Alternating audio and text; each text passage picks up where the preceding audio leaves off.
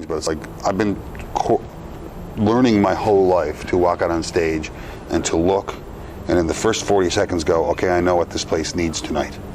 That is exactly your job when you're fronting a band. Okay, we got too many ballads, we don't have enough of that. They want more Nan stories. They'd like a beer chug. They went, cool, got it. All right, here we go.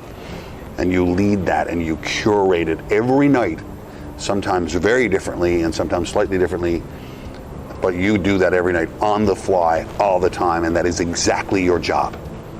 Going down on the wharf and participating in the town's economy. Right. Right? And of course I never thought about that when I was that age or anything, but in retrospect, like what a blessing, you know, to be. Yeah. By the time I was 13, we knew how to work hard and make money.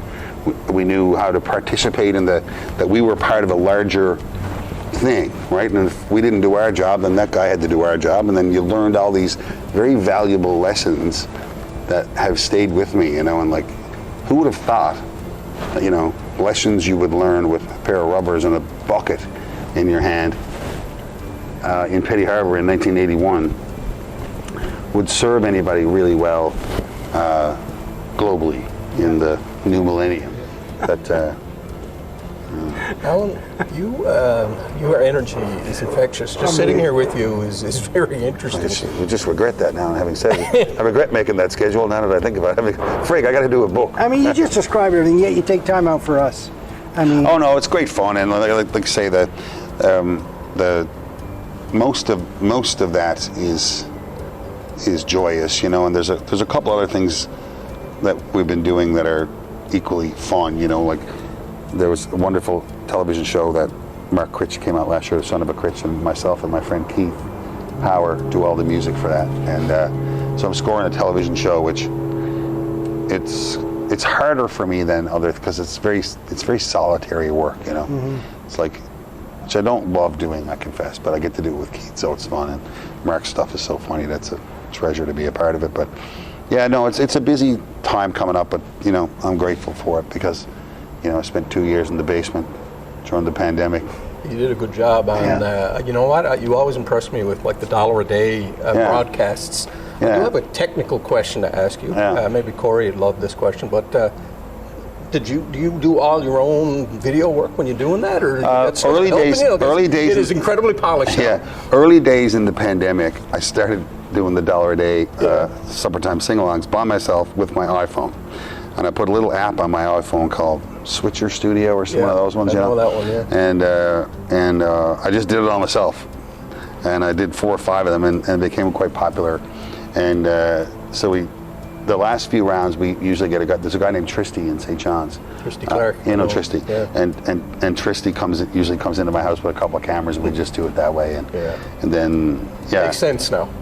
Yeah, I mean, I did a bunch of them by myself, and I almost lost my mind, to be honest with you. It's like, I cannot do this myself anymore. I can't, it's like, I'm raising money from mental health initiatives, and I'm down here affecting my own mental health by singing into my own face, into my iPhone. I can't do it anymore. I'm going to go bonkers, you know. But yeah, it turned out to be a blessing actually. And during the pandemic was $1 a Day Foundation, and how so many people got on board, and you know, we raised. We're approaching $4 million now for mental health and addiction services across the country, and it's just growing out and ever. It's just growing. Yeah. And these are your fans, right? That are contributing, and so tell me on that point. Tell me what your fans mean to you. Oh, it's, you know, kind of like family in a way. It's just like, I think of, again, it goes back to the days on Got No Tongues on the Wharf, right? It's like you're part of something. It's a circle, right? You go out there and sing all day long if you want, but nobody comes see you. Yeah. You know, you're going to have to do something else for a living. So, you know, I find that it's an obligation, like, and a happy one, my relationship. Like you know, very simply put, and I realized that looking in at the from the bonnet of my uncle's car when I was 13 or 14, you know, a crowd needs a band, right? They need that night. They need that. The band needs the crowd too. Yeah. You know, and there's just as much going back that way as coming this way. And whatever the day asks of you, you know, surround yourself with good people, make a plan, love what you're doing and all that. But then when the day comes, do whatever it asks of you, because tomorrow will be a different one, and it may ask you something different, and do whatever that day asks. And you know, it's I think it's the single greatest thing you can offer to your teammates is to do whatever the day wants done. And the best thing you can look for in teammates is people who will offer you that back.